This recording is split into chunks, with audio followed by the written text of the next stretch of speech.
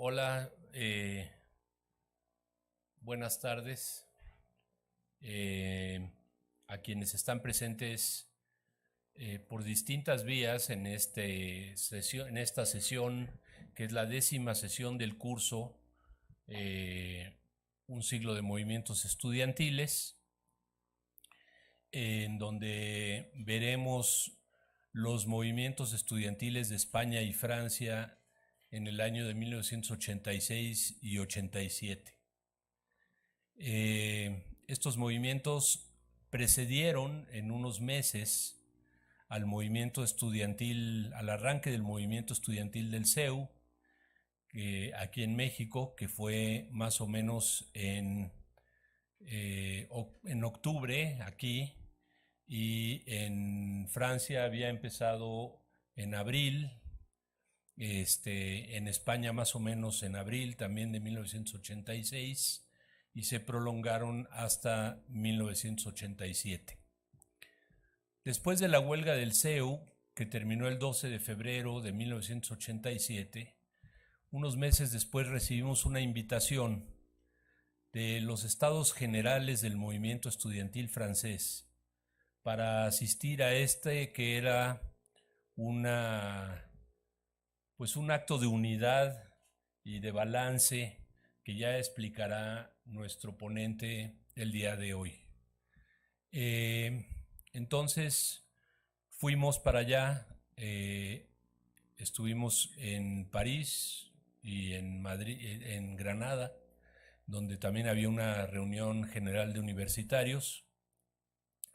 Y al llegar ahí en abril de 1987, en un francés que era bastante peor que el que tengo ahorita, nos recibió un comité de la dirección de la Unión Nacional de Estudiantes Franceses. Entonces, no les va a hacer falta traducción simultánea porque se entiende mejor en español. Yo le dije a uno de los dirigentes, nous sommes les étudiants mexicains du Conseil Estudiantil Universitaire. Y entonces el señor que está aquí al lado me dijo, no te preocupes, vato, yo soy de Culiacán. Se hacía realidad algo que el Pino decía siempre, que Sinaloa podía conquistar hasta China, ¿no? Que era un problema nomás de ponerse a procrear un poco más rápido. Ya saben, el estilo del Pino. Había nomás que tener más sinaloenses que chinos y con eso ya, ¿no?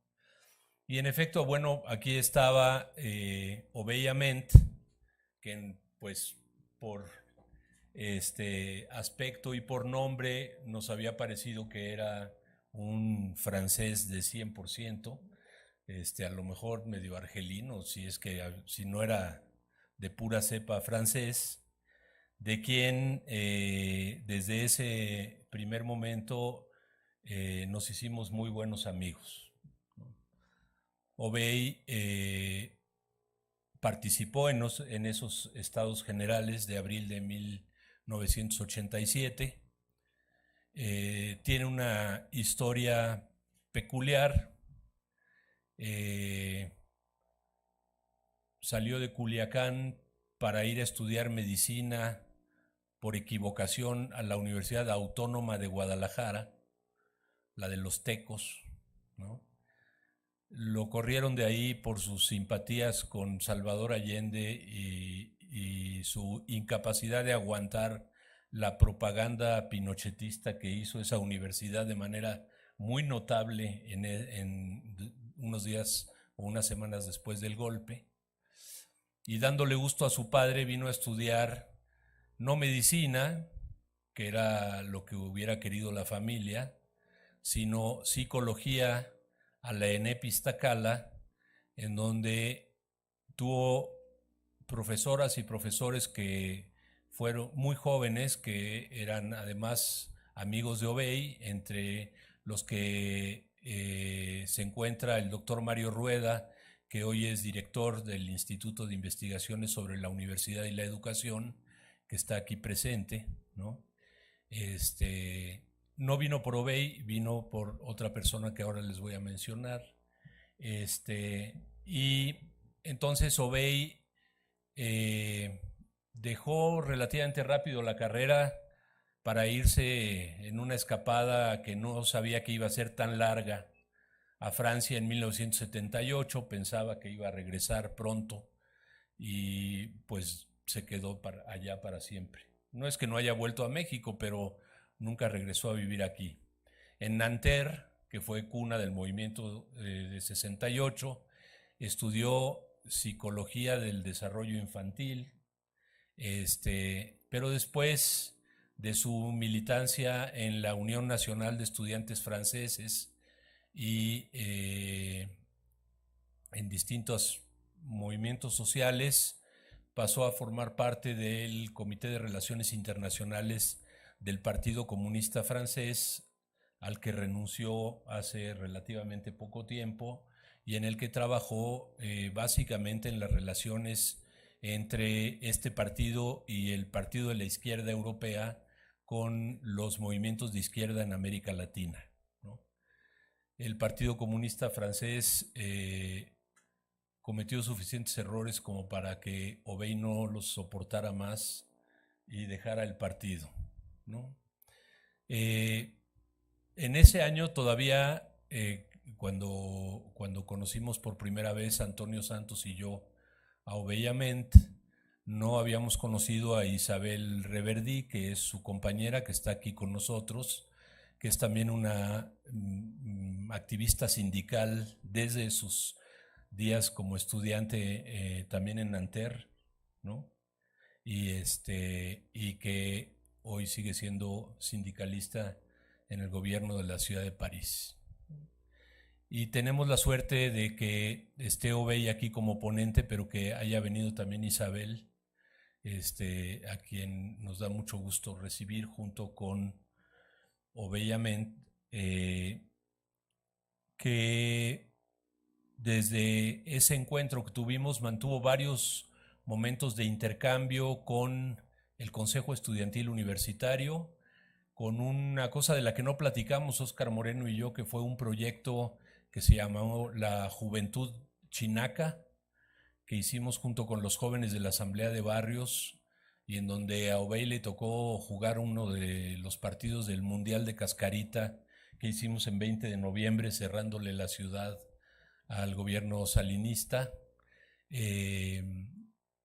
Festivales mundiales de la juventud con Óscar Moreno, donde también se hicieron muy buenos amigos, y luego en sus visitas a los congresos del PRD, cuando todavía formaba parte de un conglomerado internacional de izquierda, y en el que nos encontrábamos. Entonces, me da mucho gusto recibirlo hoy para que recupere, y dice que lo hemos puesto a trabajar en algo que no ocupaba su atención desde hace mucho tiempo, sus recuerdos, su experiencia y su análisis sobre estos movimientos europeos de resistencia a las políticas de ajuste, a las políticas de restricción del gasto en educación superior y otros temas de los que nos va a hablar. Solo para terminar, Obey, además de haber trabajado en el tema de las relaciones internacionales con los agrupamientos políticos de izquierda en América Latina, ha escrito un buen número de ensayos y trabajos sobre política y movimientos sociales en América Latina para medios de movimientos sociales y partidos en Francia y para el Partido de la Izquierda Europea en el Parlamento Europeo, ¿no? Entonces, si no me falta nada, querido Bey, bienvenido. Isabel, bienvenida. Gracias por estar aquí con nosotros y les cedemos la palabra.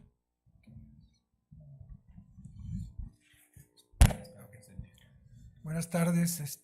Primero, bueno, yo quisiera agradecer a Imanol Ordorica y a todo todo el equipo, por esta invitación, un poco inesperada, es cierto,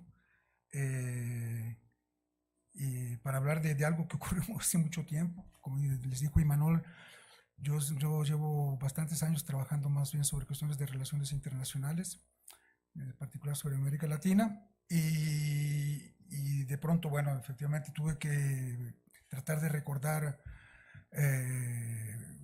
todo lo que ocurrió, lo que viví en ese periodo. Tengo algunos archivos por ahí y sobre todo volví a ver a la gente que estuvo conmigo en ese movimiento, con los que volví a entrevistar, y traté de hacer algo que tenga un contenido y no nada más que sea anecdótico sobre lo que ocurrió ahí. Y de paso me di cuenta de muchas cosas que viví en realidad, pero que no vi estando ahí, porque como se dice allá en Francia, no se ve todo cuando tiene uno la mirada en el manubrio de la bicicleta. O sea, hay muchas cosas que uno pierde de vista. Y es muy interesante, efectivamente, este movimiento por diferentes razones que espero poder compartir con ustedes. De una manera general, lo que voy a tratar de hacer es de ponerlos un poco en el contexto de ese momento, contexto general, inclusive político, el momento que está viviendo la sociedad francesa, los jóvenes de esa época, y después hablarles un poco lo que era la ley y lo que implicaba la ley, qué es lo que nos hizo reaccionar, y cómo el movimiento se da en una mezcla de batalla política entre los grupos que existían en ese momento, políticos, y las organizaciones estudiantes, y el trasfondo, que es muy interesante, que es una batalla entre dos concepciones de lo que tiene que ser la universidad y, desde luego, al mismo tiempo, lo que sería la sociedad y la universidad en la sociedad. Y para acabar hablándoles qué está ocurriendo hoy, porque hay una continuidad entre las batallas del 86, los proyectos del 86 para la universidad y lo que está ocurriendo hoy en Francia. En España había muchas similitudes, muchísimas similitudes, en todo caso, sobre la cuestión del proyecto mismo. La manera en que se organiza el movimiento es bastante diferente, pero con ciertas similitudes. Pero lo interesante de ello, otra vez, es eso, es decir, de que existen proyectos que se están trabajando desde entonces para la universidad, y existen también maneras de reaccionar y de organizarse de los estudiantes, que es una manera de practicar la política. Entonces, lo primero, entonces, es ese constato, es decir, de que la universidad después del 68 es un terreno en disputa en Europa en general, y en particular bueno, en Francia. Hoy mismo hay proyectos del gobierno de Macron que están avanzando bastante rápido, y se reconocen muchísimas cosas, como les decía, de lo que ocurrió en el 86. Y como en el 86, hoy están enfrentados una concepción de que ve a la universidad como algo que tiene que ser una universidad de élite, y enfrente una concepción que ve una universidad que vehicula un bien común, que es el saber, el conocimiento, y que además representa un derecho. El contexto francés es muy importante porque por una gran tradición que existe en ese país, la cuestión de la igualdad es central. Es hasta cierta manera intuitivo, en cierta manera, pero es algo que cuenta mucho. Y, por ejemplo, plantear el problema de la selección en la universidad inmediatamente trae la cuestión de la igualdad entre los ciudadanos.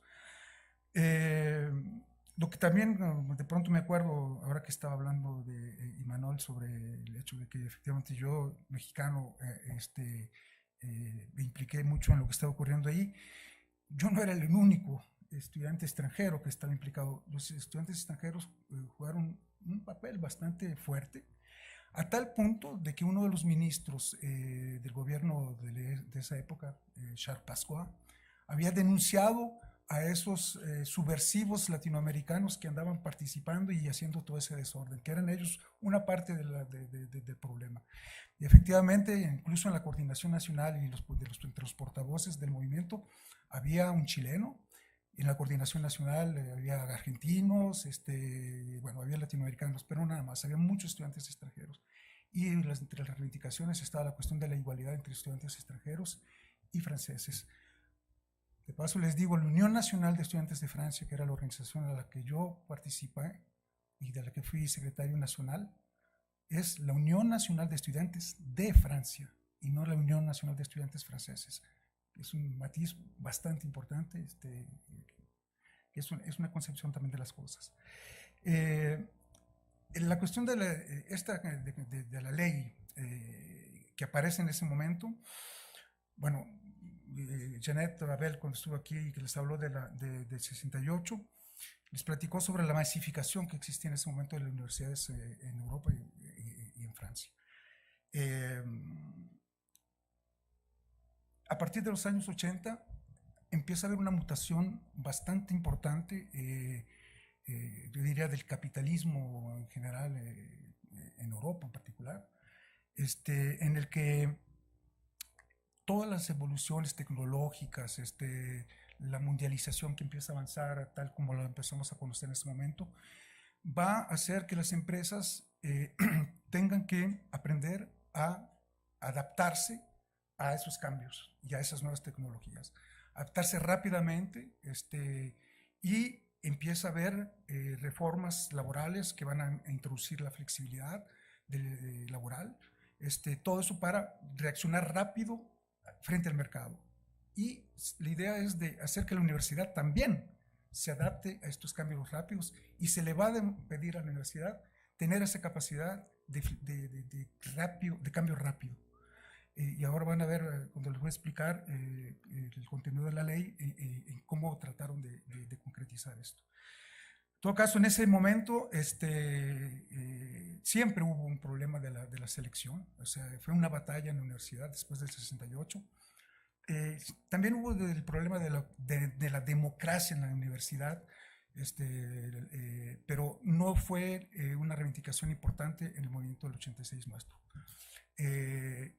Lo que sí fue muy importante fue la cuestión de la selección social. En Francia, en el 68, 10% de los estudiantes venían de familias obreras y hijos de agricultores, creo que eran 2%, una cosa así, pero 10% de familias obreras. En cambio, 32% eran jóvenes que venían de familias de categorías socioprofesionales bastante elevadas, vamos a decir, cuadros de empresa, profesiones liberales.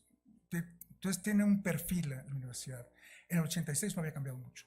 Había 13% de hijos de obreros, y más o menos el mismo, tal vez un poco más de categorías socioprofesionales acomodadas, vamos a decir.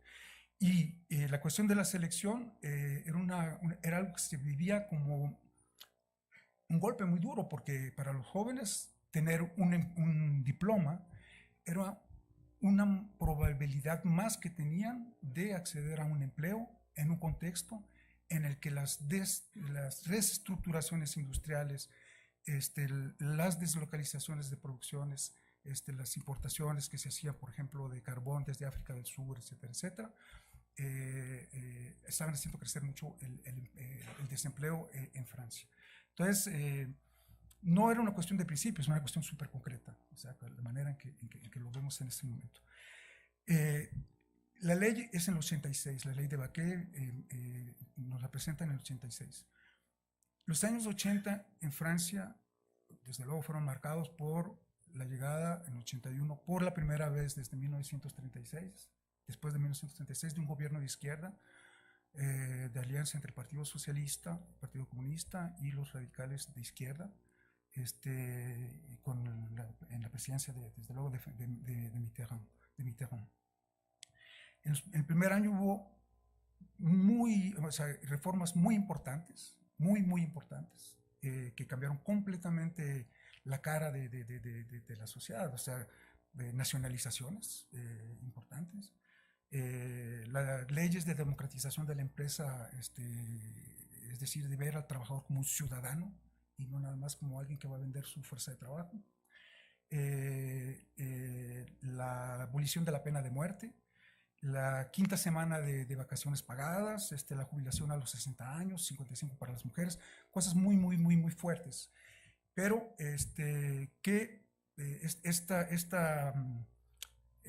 ¿cómo decir? Este periodo de grandes reformas va a pararse bastante rápido y vamos a entrar en un periodo de rigor, como se dijo en aquel momento.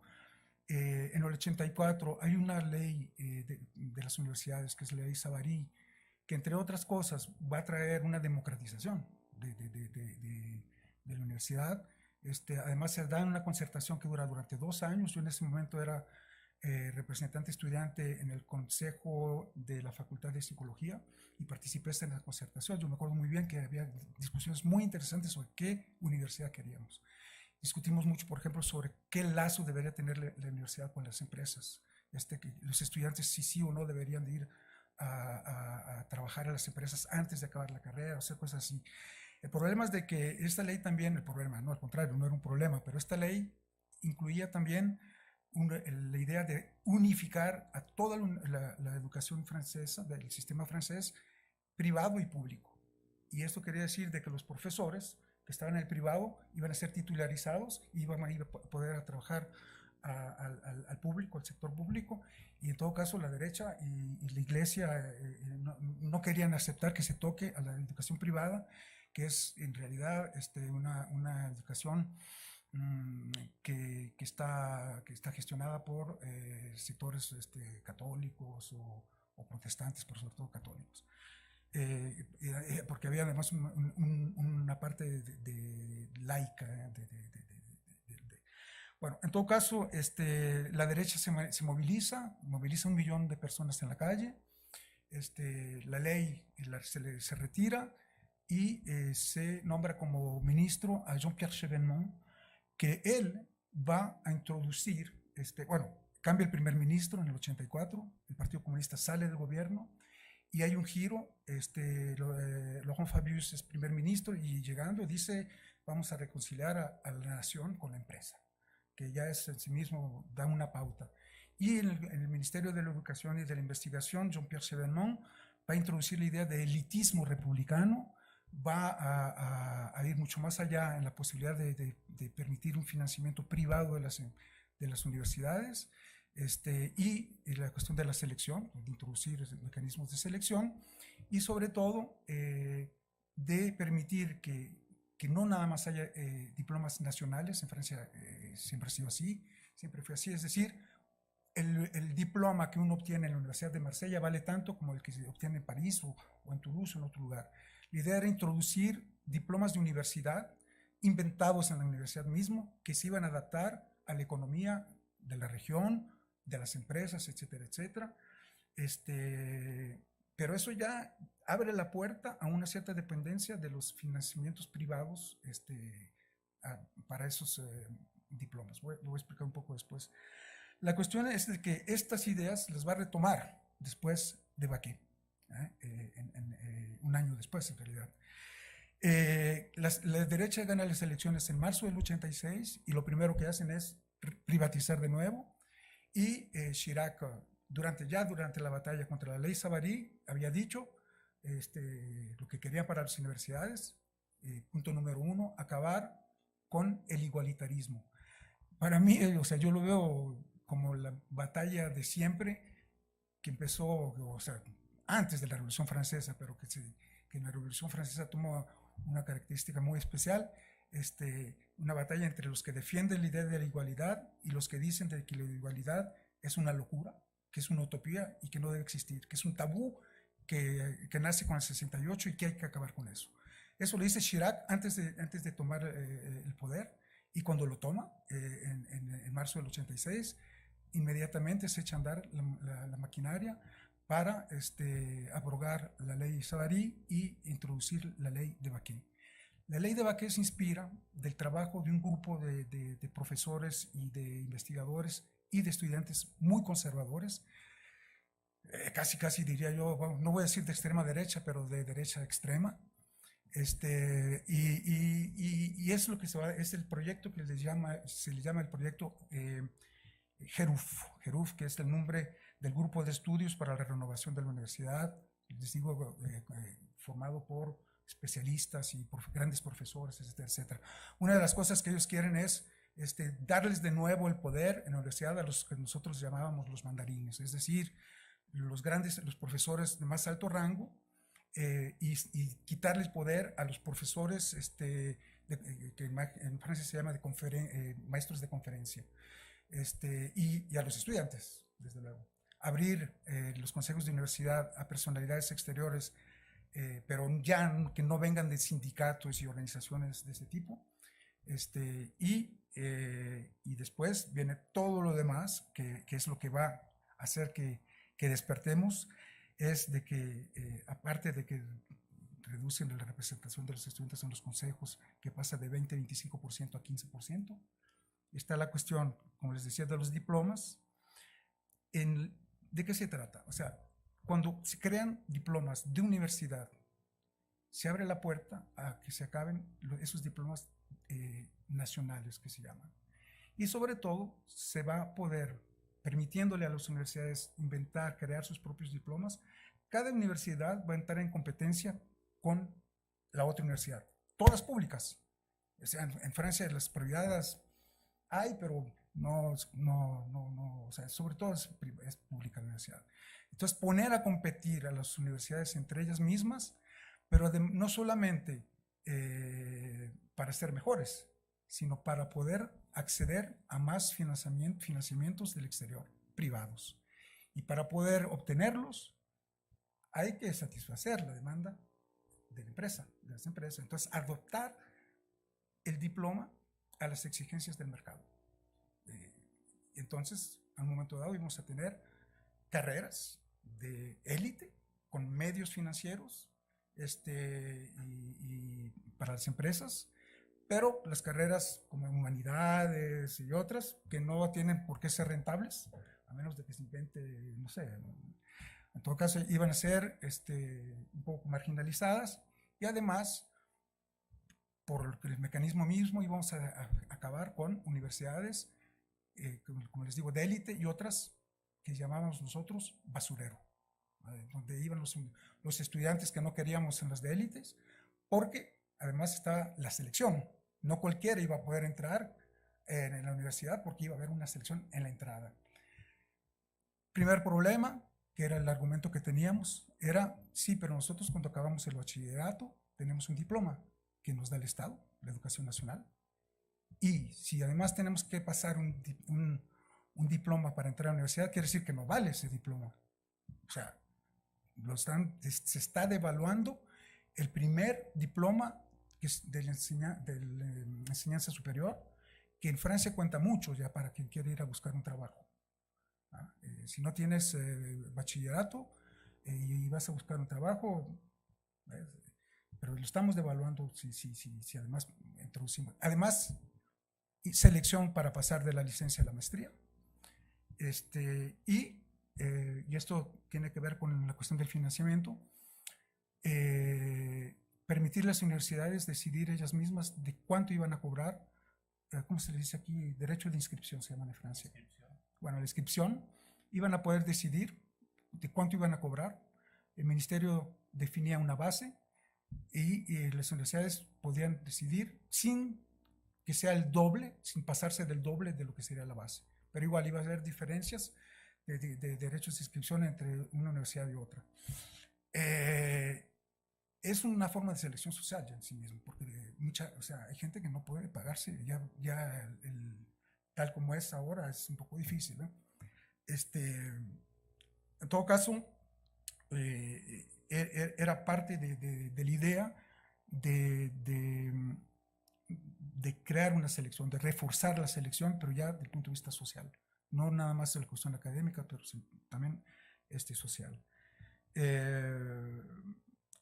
También, y eso empezó a ese monto, era la idea de crear polos de excelencia, es decir, regiones donde se iba a establecer cierto tipo de empresas para cierto tipo de producciones, donde la universidad iba a tener que adaptarse a esos polos de excelencia. Entonces, desigualdades entre las regiones. Eso es una cosa, o sea, que es en Francia,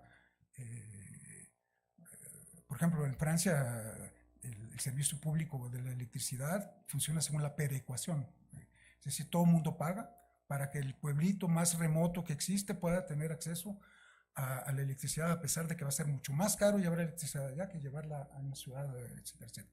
Bueno, entonces, es la cuestión de la igualdad, les digo, en Francia no es una cuestión abstracta, tiene concretizaciones como estas. Entonces,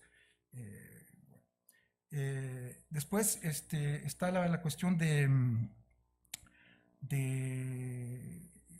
financiamiento, como les digo, de que darle la autonomía financiera. Aquí yo lo sé muy bien, la importancia que se le da a la autonomía de las universidades. Es algo, yo diría, hasta sagrado. ¿No? En Francia, siempre las universidades han sido autónomas, es la idea, pero ahí se introducía la idea de la autonomía financiera, o sea, todo lo que les he estado explicando hasta ahora.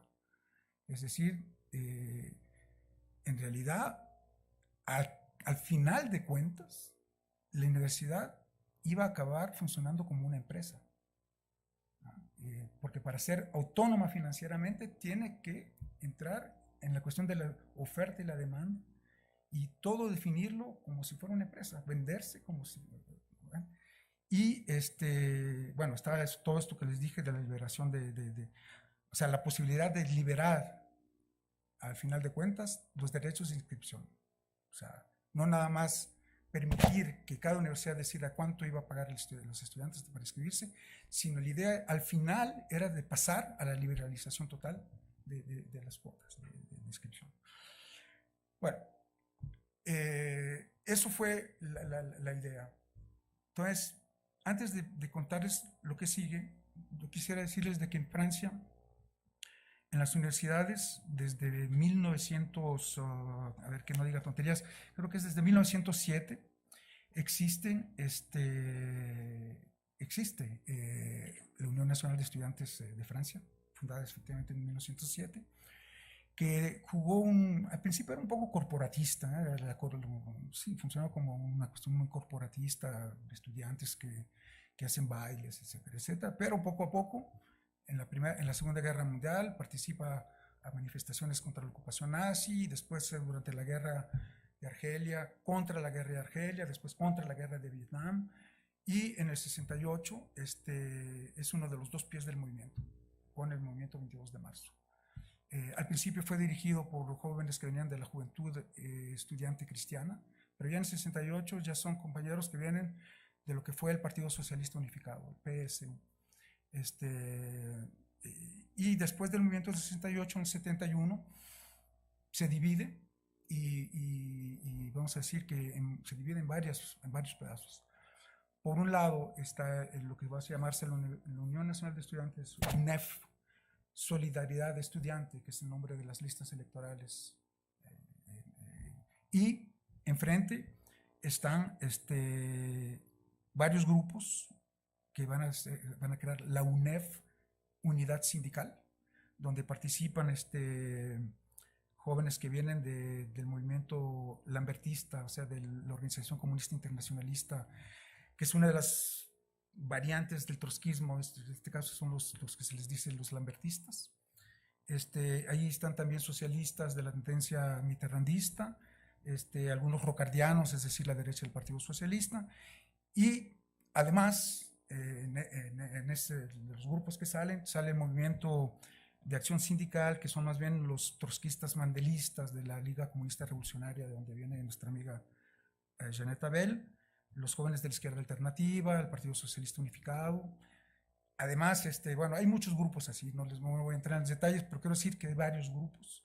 Pero en todo caso, bueno, este segundo grupo se va a unificar en 1981, después de las elecciones donde triunfa la izquierda. Pero en todo caso, la labor de estas dos organizaciones, UNEF Independiente y Democrática y UNEF Solidaridad Estudiante, es de recibir a los estudiantes que vienen a inscribirse, acompañarlos en la inscripción, defenderlos, representarlos en los consejos de universidad, consejos de facultad, y se organizan muchos movimientos contra la selección, por el presupuesto, etcétera, etcétera. O sea, son organizaciones que son verdaderamente consideradas como sindicatos estudiantes. No son organizaciones políticas, son sindicatos estudiantes. De hecho, nosotros, yo vengo del UNEF Solidaridad Estudiante, para nosotros era un sindicalismo, el sindicalismo de los futuros trabajadores. O sea, somos estudiantes, pero vamos a ser trabajadores. Entonces empezábamos a practicar el sindicalismo en ese momento. Bueno, eso era para explicarles quiénes los actores que van a participar en ese movimiento. Desde luego estaban los sindicatos de profesores, de la enseñanza superior, de la enseñanza secundaria, más los sindicatos obreros y de trabajadores que también van a jugar un papel durante el movimiento del 86, o sea, todos cada uno. Entonces, el movimiento mismo,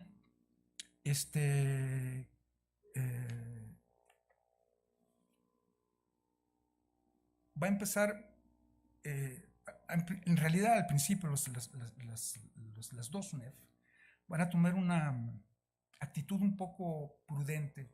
No creen posible parar el proyecto de la ley, porque venimos de esta victoria de la derecha, la desmovilización de la izquierda, la desilusión hacia el gobierno socialista. Entonces, el análisis es, la gente no está movilizada. Nosotros en la UNEF SE decíamos, así tumbemos la ley. El problema es de que ya desde el gobierno socialista ya nos introdujeron medidas de selección, etcétera, etcétera. Entonces, lo que hay que hacer, si venimos a decirles a los estudiantes de que esta es la ley y hacer un análisis jurídico, va a ser muy teórico. Necesitamos ir a combatir la cuestión, las medidas mismas en el nivel local, en cada universidad. Cómo se traduce a nivel de la selección, cómo se traduce sobre la cuestión de la falta de medios financieros, el problema del presupuesto, etcétera, etcétera. Y movilizamos gentes desde abril. La ley se presentó en julio, pero desde abril, mayo, ya estábamos movilizando, pero no pasaba del nivel local de cada universidad.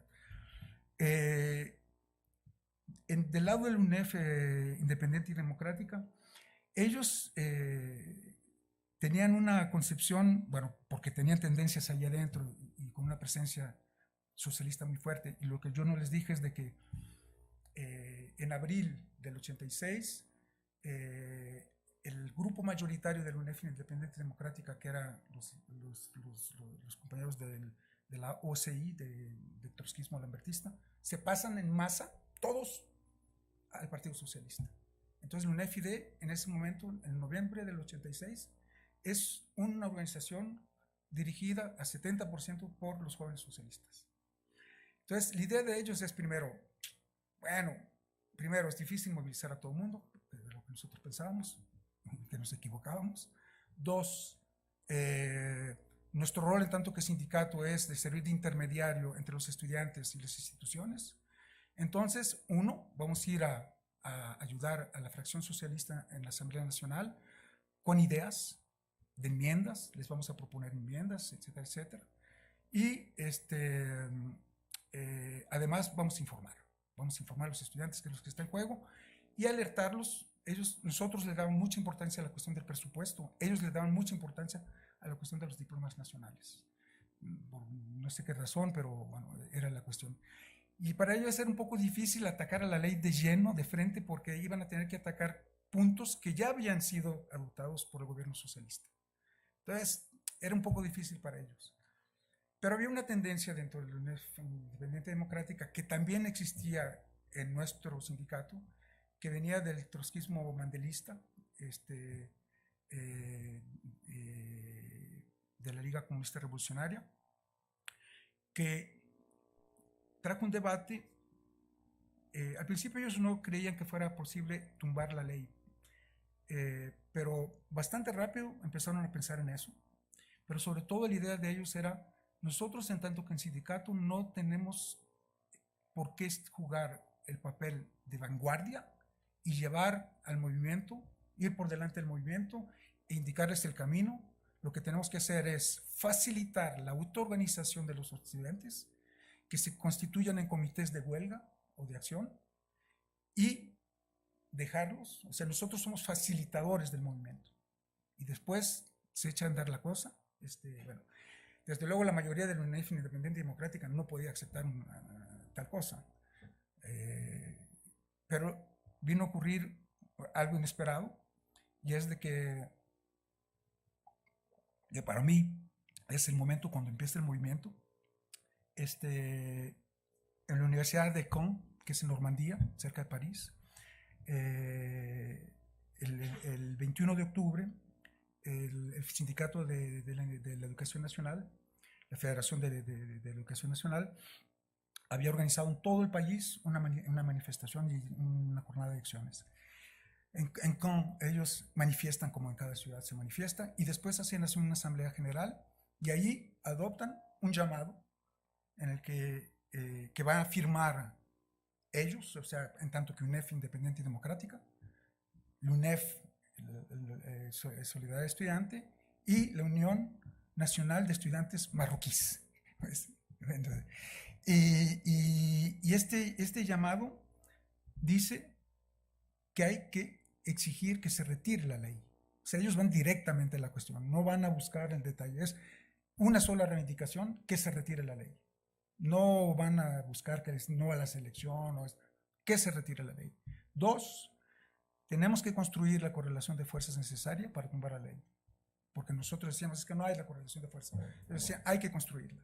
3, organizarnos en asambleas generales, universidad por universidad, y elegir comités con una participación amplia, con sindicalistas y con estudiantes no organizados, que era la gran mayoría de los estudiantes, porque finalmente los sindicalizados éramos muy pocos finalmente, éramos una especie de mayoría que actúa, pero bueno.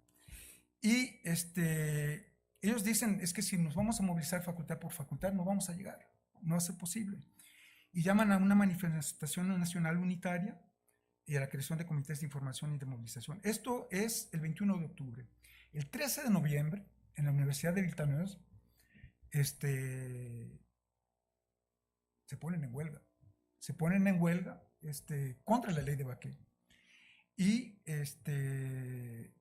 porque es una sorpresa. O sea, ellos se lanzan y bueno. Eso es el 13 de noviembre. El 15 de noviembre, la gente de Caen vuelve a llamar a otra reunión, pero ahí hay 10 universidades en huelga sobre 72. ¿No? Y eligen una coordinación nacional de las universidades en huelga. Y llaman a participar en lo que la UNEF Independiente y Democrática, UNEF-ID, había previsto de ser el 22 de noviembre, que era lo que ellos llamaban los estados generales de la universidad. Nosotros en la otra UNEF habíamos previsto una jornada de acción antes, a finales de octubre, pero ni ellos ni nosotros, quiero decir, ni la dirección de la UNEF-ID ni nosotros imaginábamos de que de ahí iba a salir algo muy fuerte, o sea, que llamábamos a jornadas de acción, a los estados generales para discutir, reflexionar, etcétera, etcétera. Pero bueno, lo que pasa es de que la coordinación que nace en Caen llama a participar en los estados generales de la UNEF. Y ahí vienen muchísimos estudiantes a participar, como 1500 creo que hay, en una asamblea. Y la minoría impone su punto de vista. O sea, que gana de que los estados, para esto, antes de que empiecen los estados, antes justo empezando los estados generales, la dirección del UNEF-ID, que es la que convoca, se da cuenta de que la movilización ya está y no pueden venir a bajar la barra y decir, no, bueno, vamos a pedir menos. Entonces dicen, no. Propone el presidente del UNEF-ID con Isabel Tomá, de la dirección y de la Universidad de Viltaneuse, proponen de que se conviertan esos estados generales en los estados generales de los estudiantes en movimiento. Y es lo que ocurre. Y a partir de ahí el movimiento empieza con mucho más fuerza. Tengo que decir que eso es el 22 de noviembre. pero entre el 17 y el 21 de noviembre, es decir, entre la reunión de CON y el 21, ya tenemos una huelga que está extendiéndose. En el momento en que los estados generales ya había dinámica, pues. ¿Ah? Pero a partir del 22 ya tenemos algo muy bien definido, que es el llamado de los estados generales, que retoma la idea entonces de crear comités de huelga, crear una coordinación nacional, otra, pero más amplia, que tome en cuenta todas las universidades en huelga, a una huelga del día 24, a una manifestación el día 27, y pide ser recibido, una delegación de estudiantes sea recibida por el ministerio. Y se exige que se respete la igualdad de todos y que se respete el derecho a estudiar. Que todos los bachilleres puedan inscribirse, todos sin excepción, puedan inscribirse en la carrera que ellos escogen. Piden además que los derechos de inscripción, las inscripciones, sean establecidas a nivel nacional, una sola, y que sean accesibles para todo el mundo. Que haya igualdad entre los estudiantes extranjeros y franceses. No les dije, pero el poco tiempo que hay entre marzo, que llega la derecha al gobierno, y el noviembre, hubo, o sea, el gobierno tuvo una política racista de discriminación, arbitrariedades de la parte de la policía contra los jóvenes extranjeros o que vienen de familias inmigradas, contra los jóvenes. Hubo jóvenes que fueron asesinados por la policía por nada, porque se pasó un alto y cosas así. O sea, era un gobierno bastante autoritario. Entonces, la cuestión de la no discriminación, no discriminar, igualdad de estudiantes extranjeros y franceses, era una cuestión súper importante para los jóvenes en ese momento. Y que se le dé los medios necesarios, presupuesto a las universidades. O sea, se toman una serie de cosas que nosotros defendíamos también y que la UNEFIDE no defendía. O sea, el movimiento ya empieza a englobar a todo el mundo. Y el 22 de noviembre ya hay 12 universidades en huelga sobre 72, 9 de ellas en la región parisiense, y se va y la otra cosa es de que los estudiantes de secundaria se van a movilizar de una manera increíble, y de hecho, desde el punto de vista numérico, vamos a tener más estudiantes de secundaria en la calle que estudiantes universitarios de universidad. O sea, eso se dice poco, y en España va a ser igual. Los jóvenes de los liceos, increíble, y constituyen su propia coordinación. Bueno, y como les digo, el movimiento empieza a echarse a andar, y eso es lo que me parece verdaderamente que hay que subrayar, es la manera en que se va a organizar el movimiento. Es decir, de que en ese momento los jóvenes, se dijo que ese movimiento era apolítico, porque no tenía reivindicaciones, no quería tumbar el gobierno, no quería hacer la revolución, no era 68. Y es cierto que cuando manifestábamos decíamos 86 no es el 68, es mejor.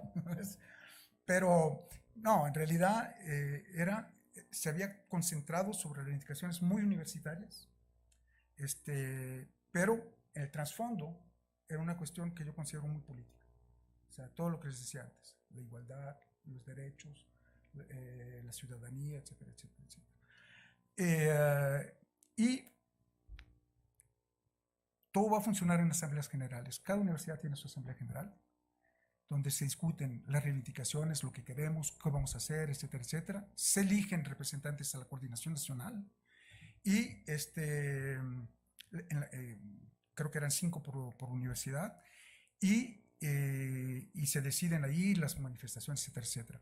Yo me acuerdo, por ejemplo, que las mantas que teníamos, todo era unitario. Quiero decir, si en la asamblea general y en España fue igual, si uno por ahí salía con reivindicaciones, más de un grupo que del otro, político, etcétera, etcétera, y que la gente se enojaba y los bajaba de la tribuna, y incluso cuando alguien subía y se presentaba como yo vengo a representar a la Unión de Estudiantes Comunistas, o al movimiento de los jóvenes socialistas, la gente les gritaba y toda la asamblea se ponía a gritar unidad, unidad, unidad. La idea era de que aquí venimos a decidir juntos de cuál es nuestro objetivo y lo vamos a decidir juntos. Nada de que va a venir alguien a recuperarnos, era lo que decían los estudiantes, que no estaban organizados y que el miedo que tenían es que venga un movimiento X a recuperarlos. Entonces, vamos aquí a decidir nosotros, era la autoorganización. O sea, la autoorganización, vamos a decir que triunfó sobre la idea de la vanguardia. Ya después cuando les platique, no sé si me paso, Imanol, nos dirás, en España va a ser bastante diferente y eso va a causar problemas porque no va a haber la unidad necesaria para ir hasta el final de lo que se quería, ¿ves? En cambio, en Francia, sí se da una unidad muy, muy fuerte. Bueno, después, como les digo, está la cuestión de las reivindicaciones. La otra cuestión es de que era un movimiento muy, muy alegre. No sé, o sea, había un muy buen ambiente ahí. Es decir, de que había mucha decisión, mucha determinación. Teníamos cientos de miles de jóvenes en las calles, nunca visto. Pero nadie venía agriado, o sea, era como una especie de, casi una fiesta, ¿eh? Y entonces los eslogans que se gritaban, o sea, el que les puedo decir así, me perdonarán la, la vulgaridad, pero yo me acuerdo de uno que decía, se cantaba de Baqué, si tú supieras, tu reforma, de Baqué, si tú sabes, ta reforma, ¿dónde nos las metemos? Y entonces gritábamos, au cul, que en francés quiere decir en el culo, pero era aucune hesitación, que en realidad era ninguna duda. Y bueno, y todo era así, pero todos los chavos cantando con mantas. Las mantas, no había la manta de la organización fulana de tal, era la manta de la facultad de Derecho de la Universidad de no sé qué, con sus propias reivindicaciones decididas todos juntos. Bueno, desde luego empezaron la prensa a decir, esta juventud es buena porque no hacen política, no tienen reivindicaciones políticas, vean qué buenos son, o son apolíticos, eso es una buena juventud, ¿no? Las encuestas habían mostrado que efectivamente los jóvenes se desconfiaban mucho de los partidos políticos, pero se interesaban muchísimo en la política. Entonces no era lo que querían que viéramos, o sea, esa imagen que nos querían dar no correspondía. Después, la otra cuestión que era súper importante era cómo se organiza la cuestión de la coordinación nacional, perdón. Se va a elegir un buró de pocas personas, que es una especie de ejecutivo, pero sobre todo los mandatos que se le da, que las asambleas generales de la universidad dan a la coordinación, son imperativos, obligatorios. Nada de que me voy a tomar lo que dicen los estudiantes, pero además tengo una idea. No. O sea, era imperativo, y si alguien de la coordinación nacional se salía de eso, era un mandato que se revocaba, se echaba fuera, o sea, no se volvía a elegir. Se elegían los delegados a la coordinación nacional cada vez que había una coordinación nacional, antes de la coordinación nacional. No era una cosa que te elegían para siempre, o sea, antes de una coordinación nacional elegíamos a los delegados, ¿no? Y como les digo, se llegó cuando había esa discusión sobre, no, es que podemos enmendar, pidamos nada más unas enmiendas, ya con eso va a estar.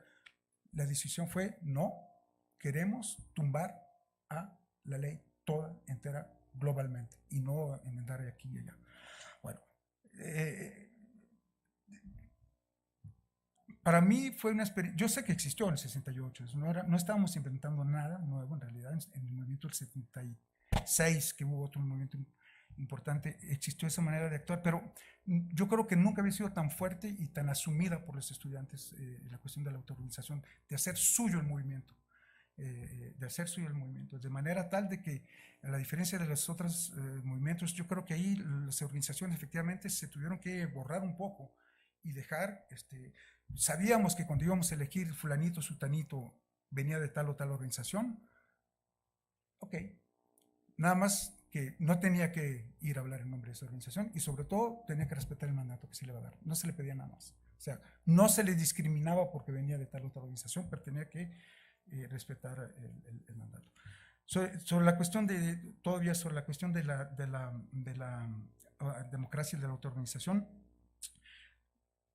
yo lo que me parece que sí hay que ver es de que uno impidió esa voluntad, o vamos a decir que la voluntad de la mayoría socialista del UNEFID de querer controlar el movimiento, que siempre quiso controlar el movimiento, y frenarlo y canalizarlo, fue neutralizado por esta manera de funcionar, primero.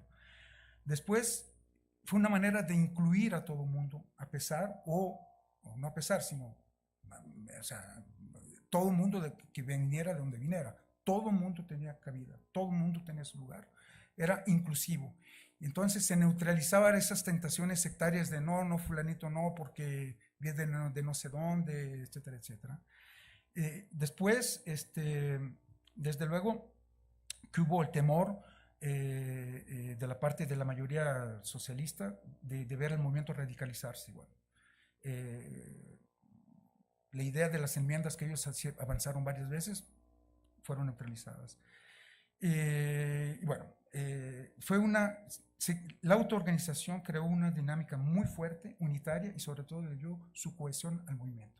Fue un movimiento con mucha cohesión, a diferencia del caso español, que no tuvo esa cohesión.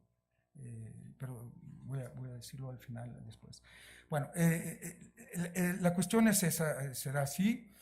Lo que hay que tomar en cuenta después es de que varias veces la presidencia del UNEFID tuvo encuentros clandestinamente con los ministros, sin que lo supiéramos.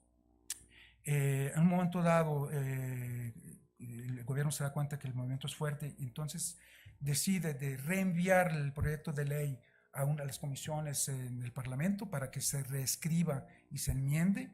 Entonces el presidente del UNEFID va a decir, esa es una buena actitud, podemos negociar. Y entonces ellos van a traer la proposición de las asambleas generales de enmiendas. Se armaron unas, o sea, fue la guerra. Entonces fue un mandato imperativo, no vamos a negociar. O sea, tuvimos que, fue una pelea, fue una pelea. Y a un momento dado, cuando sabemos de que están negociando a espaldas del movimiento, la coordinación nacional saca una resolución que dice que el movimiento se opone al espíritu global y no a puntos precisos, que la universidad no es una empresa y no puede ser regida por las leyes del mercado, y además se decide de elegir a un pequeño colectivo que va a ser el portavoz del movimiento para impedir que ciertas personas fueran a negociar. Isabel Toma, por ejemplo, además, que era una de las dirigentes principales del movimiento, que fue una de las que lanzó la huelga en Viltanuez, dio entrevistas a la prensa, salió en alguna revista por ahí, con esas de fotos, sí, es ella, sí. Y no se le perdonó, entonces no se le eligió más a la coordinación y se quedó fuera del colectivo portavoz. Quiero decir, fue de veras, no se le perdonaba a nadie ningún paso hacia el lado de donde se tenía que estar, y la coordinación condenó así toda iniciativa que se tomara para negociar. Entonces ahí va a empezar a decirse, el movimiento se está radicalizando, y la derecha se pone muy dura, y empieza a haber declaraciones muy duras. Además, lo que va a agravar la cuestión es de que nos damos cuenta unos días después de esta coordinación del 2 de diciembre, de que Isabel Toma y Julien Drey, a pesar de que se les había prohibido ir a negociar, vuelven a ir a negociar con una de las personas que se ven un momento dado, Toubon, 2 veces o 3 veces fueron a... ¿Por qué? Porque ellos dicen que se está radicalizando el movimiento, tenemos que pararlo. Entonces, ya rápido que el gobierno nos dé esas enmiendas y ya vamos a enfriar la cosa, si salen esas enmiendas. Estamos en ese momento en el 2, 3, 4 de diciembre. Llega la manifestación del 4, que es una cuestión gigante. Hay 300,000 personas en París y 300,000 en provincia. Es enorme para Francia. Y la manifestación va hacia la Asamblea Nacional y se había previsto una fiesta, no se sabe muy bien quién previó.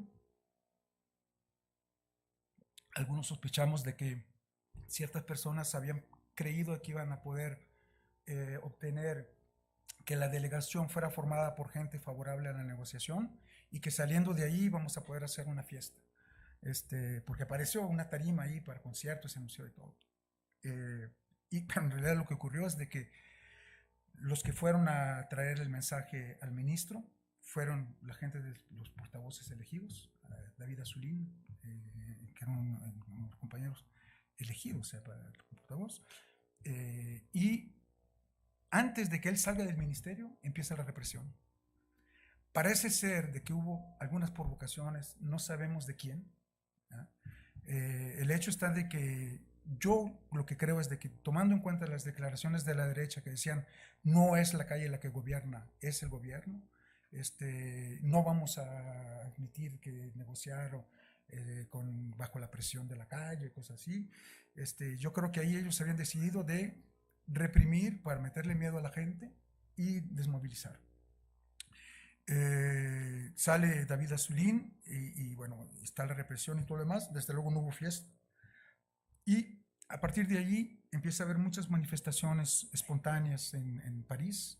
El 5 de diciembre en la noche se trata de tomar la Sorbona, la policía saca a la gente.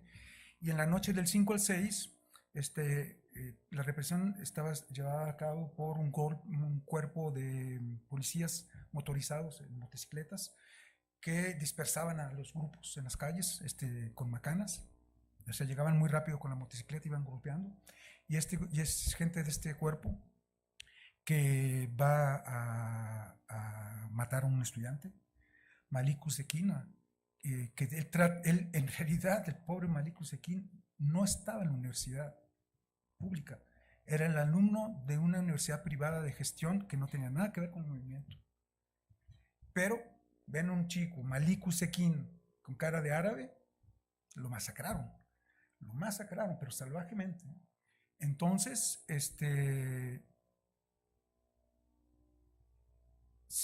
hay una indignación, ya de por sí el movimiento tenía el apoyo de la sociedad, o sea, las encuestas lo mostraban, pero ahí se pasa una indignación de todo el mundo, ¿no? Porque a pesar de que él no estaba movilizado, ¿qué es lo que vimos? Mataron a un joven que era estudiante, que era inmigrado, o sea, tenía todo el perfil de lo que éramos, de cómo nos veíamos, pues nos estaban a nosotros mismos atacando salvajemente. A partir de ahí las cosas fueron más o menos rápido. La coordinación había llamado a una manifestación el día 10 de diciembre. A él lo matan en la noche del 5 al 6. El 8 después de que lo matan, la Confederación General del Trabajo, que es el sindicato más importante, saca una declaración de apoyo al movimiento estudiante y llamando una movilización nacional para el 10 de diciembre. Ya ahí el gobierno ve la indignación de la sociedad, o sea, de la gente, los estudiantes que ahí sí estábamos allí más que nunca movilizados, más ven a meterse los sindicatos de trabajadores en el asunto. Dijeron, esto empieza a ponerse un poco como en 68. Chirac estaba previendo las elecciones del 88, las presidenciales, y bueno, ya empezó ahí a dudar de la cuestión, hizo renunciar al ministro de Baquet y retira la ley. así es. Entonces la Coordinación Nacional decide de que mantenemos la manifestación, pero va a ser una manifestación que va a llevar el eslogan, no sé cómo se dice, principal, que va a ser nunca más esto. Y es una marcha silenciosa de miles y miles y miles de gente, que todo el mundo viene a asociarse. Y, o sea, vamos a decir, también se trataba de no acabar la cosa como esto se acabó. De hecho, se llama a una reunión para ver qué va a pasar después. Y es ahí donde se decide la Constitución de los Estados Generales, donde vamos a tratar de discutir de cómo vamos a estructurar durablemente el movimiento estudiantil. Ahí la mayoría socialista del UNEFID ve una amenaza de que aparezca una organización más grande y que les va a quitar el protagonismo, que ellos se ven como los interlocutores privilegiados. De nuestro lado, nuestro UNEF, estábamos de acuerdo, de hecho estuvimos muy activos en la Constitución con la tendencia esta mandelista que se llamaba LEAS, Luchas Estudiantes y Acción Sindical. Queríamos estructurar el movimiento, pero para nosotros estructurar el movimiento no era crear una nueva organización así nada más, sino que seguir precisamente en esta manera de hacer las cosas, autoorganizándose, cada quien sigue siendo sí mismo, y no veíamos una competencia contra nosotros. Era otra concepción también y fue algo increíble esos estados generales, porque se decide de que en cada universidad se crean comités donde vamos a pensar de qué es lo que vamos a llevar como ideas a esos estados generales que van a organizarse a principios del 87, en marzo. 15,000 estudiantes van a participar a esas reuniones. Y los estados generales, que va a ser en la ciudad de Saint-Denis, en el norte de París, van a discutir en 21 comisiones todo lo que pueda tocar la cuestión de la universidad, con un foro internacional, con representación de una decena de países, entre ellos México. Y de ahí nosotros lo que queríamos es salir con una plataforma con la que íbamos a ir después a pelear y a pedir y a exigir al gobierno qué es esto. No era una reforma que queríamos, sino llevar verdaderamente toda la idea de que nos hacíamos de la universidad en general. Inmediatamente el UNEFID lo dijo abiertamente: nosotros no aceptaremos la creación de una nueva estructura. En cambio, el presidente del UNEFID, Philippe Darbulin, en un momento dado, en una comisión que fue muy importante, que era la número 13, que se llamaba Organización y Perspectivas del Movimiento Estudiante, él va a venir, pero era una maniobra política, él viene a proponer la reunificación de las UNEF para hacer la gran UNEF. Entonces nosotros, nuestro compañero que le responde, le dice plantear la cuestión de la reunificación como prealable a la acción es plantearla en términos de aparatos. Y llega un compañero de Saint-Denis que no estaba, se supone que era no organizado, pero que, bueno, era un compañero de Saint-Denis, y él simple y sencillamente lo que va a decir: miren, nosotros venimos aquí no para asistir a juegos de aparatos, ni para que los unos y los otros se cuenten aprovechándose de nosotros. La unidad no se decreta, se realiza pacientemente y concretamente en lo cotidiano. Entonces ahí, ¿ves? El problema es de que a partir de ahí se hizo todo para que no saliéramos con una delegación, que no se nombre una delegación, ¿ves? Estudiante.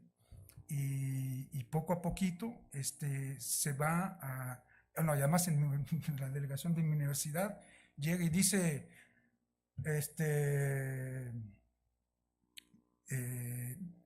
estos estados generales no son legítimos, porque no es tanta gente la que participó, lo cual era falso. Entonces nosotros proponemos que estos no sean los estados generales del movimiento estudiantil, sino que sean los estados generales para la reflexión sobre la universidad. Y es lo que ocurrió. Y entonces, ¿eso qué quería decir? De que con lo que saliéramos de ahí no iba a ser la reivindicación del movimiento estudiante, la plataforma del movimiento estudiante, sino el producto de una reflexión, etcétera, etcétera, etcétera. Entonces, volvemos a esa dinámica que se conoce, pero eso no impidió que los movimientos que siguen después, sobre todo en el 87, retoman las reivindicaciones, el 86 sigue siendo una referencia durante mucho tiempo, y bueno, ya no se las hago más larga, la cuestión es de que la UNEF, independiente y democrática, en un momento dado en los 90, tiene enfrentamientos internos entre su parte izquierda. O sea, el debate es qué actitud vamos a tener frente al gobierno socialista, porque los socialistas regresan al poder en el 93, y es la izquierda del UNEF que toma la dirección. La UNEF, la mía, también tuvo sus debates internos y se desagrega un poco, se debilita, pero en los movimientos que se dan en los 90, cosa increíble, en la lucha misma se crean las condiciones para una fusión, y hoy hay una sola UNEF en Francia. Bueno, ahora sí ya acabo sobre esta parte de Francia. La cuestión es de que hoy, o sea, desde el 86 hasta la fecha, siguió la ofensiva esta. Los gobiernos que sean de derecha o que sean socialistas siguieron con la idea de remodelar la universidad, y poco a poquito, como decía, estaba comentando de que Daniel Ben Said hizo un trabajo en 2009 sobre la universidad bastante interesante. Daniel dice, de reforma abortada en reforma abrogada, fueron necesarios 40 años para que lo lograran, pero ya estamos en eso. Con la ayuda de la Europa liberal y del proceso de Bolonia se llegó. Entonces, no sé si tenga el tiempo, pero es cierto de que poco a poco fue avanzando esta idea de la universidad, en la que el estudiante no va a inscribirse para escoger una carrera. Ya cuando ya va con la idea de que como si fuera a buscar un trabajo, y hoy tiene que ser una carta de motivación para explicar, y se le va a seleccionar, pero se le va a seleccionar preguntándole, a ver, ¿y tú qué haces fuera de la escuela? No, yo tengo clases de natación, voy al conservatorio de música, etcétera, etcétera. Entonces ahí se va a decir, tú eres un chico con motivación, innovador, estás te estás dando un valor agregado. Pero esos en general son los jóvenes que vienen de categorías socioprofesionales, que tienen medios para permitirse eso. Pero el chico que viene del suburbio, no sé qué, que no tiene acceso a todo eso, no va a entrar a la universidad. No va a entrar a la universidad. Entonces, ¿qué es lo que está ocurriendo hoy? Es de que antes se buscaba la competencia entre universidades, hoy tenemos la competencia entre estudiantes. Valorarme, saber venderme, etcétera, etcétera. Y se ha llegado a tal extremo de que ya no son los estudiantes los que están escogiendo su universidad, sino que son las universidades quienes están escogiendo a sus estudiantes.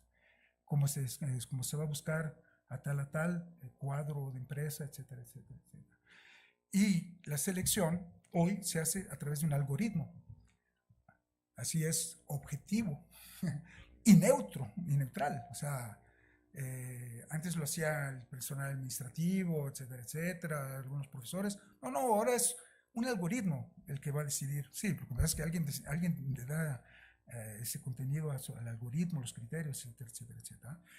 Entonces, finalmente, de la manera en que, como empecé, la idea que empecé, esa idea de darle flexibilidad a las empresas, etcétera, etcétera, etcétera, ya se está introduciendo en la universidad. La universidad tiene que ser flexible, tiene que adaptarse a las evoluciones rápidas del mercado. Además está la gran idea que nace que se llama la estrategia de Lisboa decidida por la Unión Europea, de hacer de la Unión Europea una sociedad, una economía del conocimiento, la más competitiva en el mundo.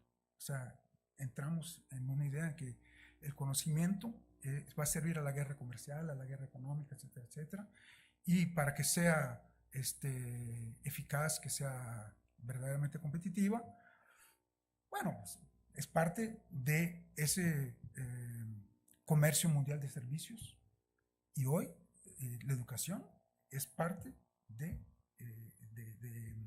¿cómo decir?, del comercio de servicios. Pues entonces, regreso a la idea inicial, un enfrentamiento entre la idea de una universidad, empresa de élite, y una universidad, vector de conocimiento, donde hay el conocimiento y los saberes, bien común, y además derecho.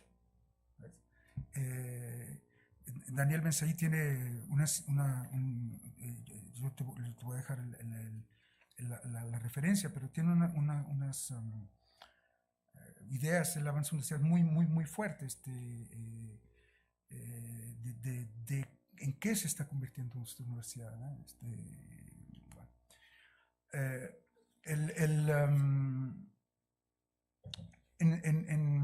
En España, lo que ocurre es de que, mismo problema de la selección. Y al principio los primeros que se movilizan son los no admitidos, o sea, los que se quedan fuera. Y es en la Complutense de Madrid, en la Universidad Complutense de Madrid, y es el sindicato estudiante el que toma la iniciativa de lanzar el movimiento. El sindicato estudiante es una organización que crearon jóvenes que salieron de la juventud socialista, pero que en realidad son de una tendencia del trotskismo, que se llama militant, que trabajan en el entrismo, etcétera, etcétera, y crean su propia organización. Ellos tienen esta idea del sindicato interlocutor, organización, que tiene que dar las pautas, la vanguardia, etcétera, etcétera, etcétera. Funciona esto durante un tiempo, pero en un momento dado en Madrid, otras organizaciones políticas de jóvenes dicen, no, aquí tenemos que crear una coordinación donde todo el mundo esté representado y que sean elegidos los delegados, un poco como nosotros hicimos en Francia. Y finalmente lo que vamos a tener en España es universidades donde tenemos un movimiento dirigido por el sindicato de estudiantes, otro como en Madrid, en la Universidad de Madrid, que es una coordinadora, otros donde es una coordinadora, pero en realidad controlada por el sindicato de estudiantes, y además en todo esto viene a incluirse la organización que tiene la representación estudiantil en las instituciones, en el Consejo Estudiantil, no me acuerdo cómo se llama, de la Educación, que es la Confederación de Asociaciones Estudiantes de España, que en realidad son los juventudes socialistas. Entonces, ahí hay una competencia para ver quién es el que va a ir a representar a los estudiantes frente al ministerio. Se dan varias manifestaciones, todas muy fuertes, muy fuertes, y sobre todo en diferentes ciudades. El problema es de que no hay una coherencia nacional, vamos a decir. Hay una tentativa para que la de Madrid, la coordinadora de Madrid, represente a todo el mundo, pero no va a funcionar. O sea, siempre va a haber algún problema, diferencias de diferentes tipos. Por ejemplo, se llega a tal extremo de que en Cataluña no quieren negociar con el gobierno, ellos quieren negociar con las autoridades catalanas, pero las autoridades catalanas no tienen ninguna competencia sobre la cuestión de una ley que se aplica en todo el Estado español. Entonces, se dan situaciones bastante raras y, bueno, a pesar de todo esto, las movilizaciones son fuertes y se llega efectivamente a imponer la negociación, pero las juventudes socialistas se las arreglan para tomar algunas coordinadoras y el resultado es de que el gobierno español va a soltar presupuesto, la creación de muchísimos puestos en la educación, que se aumentan las becas, pero no cede sobre la cuestión de la selectividad, que era la cuestión central. Entonces, a partir de ahí el sindicato de estudiantes dice, ganamos, no podemos pedir más, llama a la desmovilización, las coordinadoras no lo aceptan y el movimiento sigue. Se sigue después de 86, 87, pero desgraciadamente poco a poco se va a desmoronar la cosa, a mi manera de ver, porque les faltó esta cohesión que supimos en Francia crear a través de un movimiento autoorganizado, muy unitario, y que definimos las cosas de una manera bastante concreta. El hecho está en que hubo gente como, por ejemplo, bueno, Bourdieu, por ejemplo, Bourdieu lo que él decía era, este movimiento, el gran mérito que tuvo es de que echó abajo la ideología del fin de las ideologías, ¿no? Porque al defender la cuestión de la igualdad, etcétera, etcétera, que viene de la Revolución Francesa, en un momento en que se ataca tanto la Revolución Francesa, justamente llegando al bicentenario del 89, que se trata de mostrar que la Revolución Francesa abrió las puertas al totalitarismo, etcétera, etcétera, etcétera. Los estudiantes vienen a combatir esta idea del final de las ideologías. En cambio, Castoriadis, corporatistas, reivindicaciones ridículas, no exigieron cambio de sociedad, no sirvió para nada. Bueno, o sea, yo insistiría sobre la cuestión de que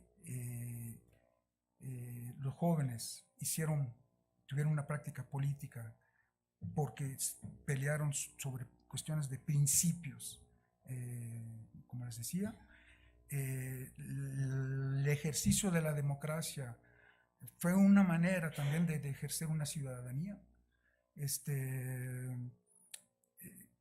y pararon una dinámica de derechas muy fuerte que venía ahí, muy, muy, muy fuerte, y nadie lo creía, o sea, nosotros mismos, pues digo, en la dirección nacional del sindicato, y se demostró de que no, o sea, va mucho más allá que una cuestión puramente reivindicativa, en lo que los jóvenes vienen a pelear para tener un empleo mañana, o no era una cuestión muy individualista como se trató de demostrar. No estaban pensando en su pequeño mundo de mañana, sino que era una idea en sí mismo que estaban defendiendo. Emmanuel, cállame cuando sea necesario, porque yo, bueno, en fin. Si quieres sí. ¿Sí? Sí, más podemos discutir. Bueno, pues algunos puntos para aclaración. Los estados generales es una forma de organización que tiene un referente histórico en Francia, previo a la Revolución Francesa, en el que se convocaba a todos los estamentos de la sociedad a debatir un tema y a decidir sobre el mismo. Entonces, cuando los estudiantes convocan a los estados generales, es en dos sentidos, si no me equivoco. Uno, que convergen ahí los estudiantes de todas las universidades francesas, incluso de los liceos, para discutir la educación, no solo el movimiento estudiantil, sino el entorno educativo, ¿no? Entonces, tanto por su contenido como por su composición, esta idea de estados generales le da una dimensión muy grande que trasciende a las de las asambleas estudiantiles, ¿no? Entonces, eso como un punto informativo para ubicar un poco la magnitud de lo que significaban estos proyectos. Durante 1986 y 87 llamó la atención de sociólogos en distintos lugares y de otras personas sobre la nueva coincidencia de movimientos estudiantiles en el tiempo. España, Francia, México principalmente, ¿no? Esto lo vieron de alguna manera en la lectura que les dejamos sobre las universidades francesas y españolas, pero en México, no sé qué haya ocurrido allá, se convierte en una especie, ya ven que las autoridades siempre lidian con los movimientos estudiantiles a través de teorías conspirativas, ¿no? Y entonces, si hoy en día el movimiento de 2018 piensan que es una alianza que solo puede ocurrir en la cabeza de ellos entre los Troscos y Morena, encabezados por Pablo Gómez para tirar al rector, ¿no?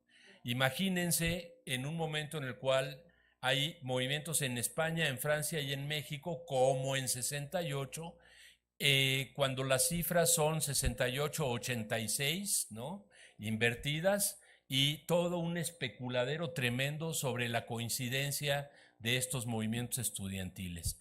Más allá de estas tonterías conspirativas, lo que es interesante es que los fenómenos que dan origen a los movimientos son intentos de transformar a las universidades y a las políticas de educación en una dirección de adaptación a la nueva concepción de sociedad, que es la sociedad regulada por las relaciones de mercado, en donde el sector privado es más eficiente, en donde el gasto público tiene que restringirse y en donde no todo mundo es susceptible de ser educado.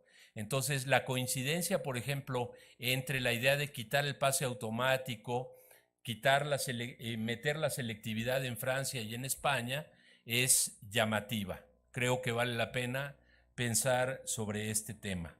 Finalmente, un punto también de coincidencia que es interesante. Mientras que el Consejo Estudiantil Universitario iba hacia el Congreso de la UNAM para transformar a la institución que se verificó hasta 1990, y en el camino hacia allá planteó algunos proyectos organizativos, incluso la posibilidad de un sindicato estudiantil, idea que no prosperó de ninguna manera.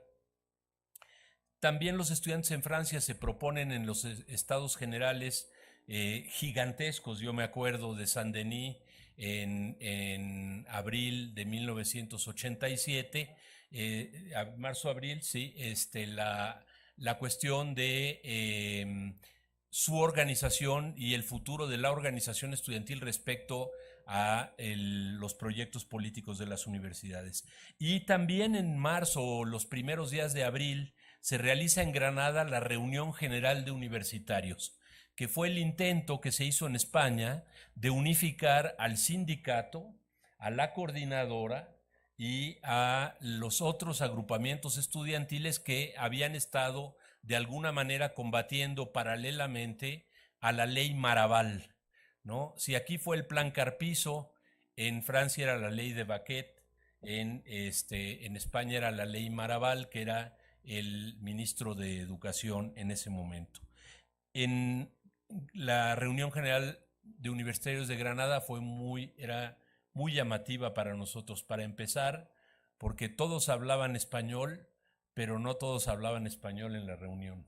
Entonces, a lo mejor esto ya lo conocías, pero cuando hablaban los estudiantes del País Vasco, uno de ellos se levantaba y hablaba en vasco y otro de ellos traducía del vasco al español. Los catalanes hacían lo mismo, los valencianos también, y a este elemento de las autonomías que estaba súper candente en ese año, ¿no? Fue uno de los puntos que hicieron muy difícil la unificación de los movimientos. Los socialistas se oponían a la idea de que tenía que haber particularidades del proyecto educativo para cada una de las distintas nacionalidades que coexisten en España, porque ellos están convencidos de que es solamente uno el Estado español, y todo el resto pensaba que no podía ser así, ¿no? Entonces yo recuerdo que ese fue uno de los grandes temas de disputa y de diferenciación que tuvieron en ese año de 1987.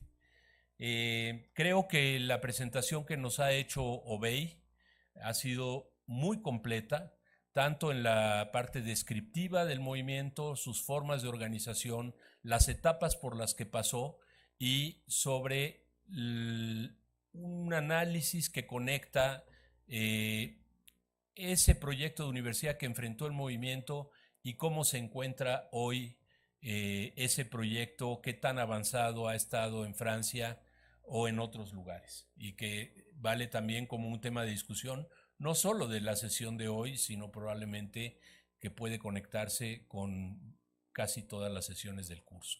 Vamos a dar paso entonces a la pausa, digamos, para descansar un poco y regresar en 10 minutos a la sesión de preguntas de las sedes foráneas y de aquí.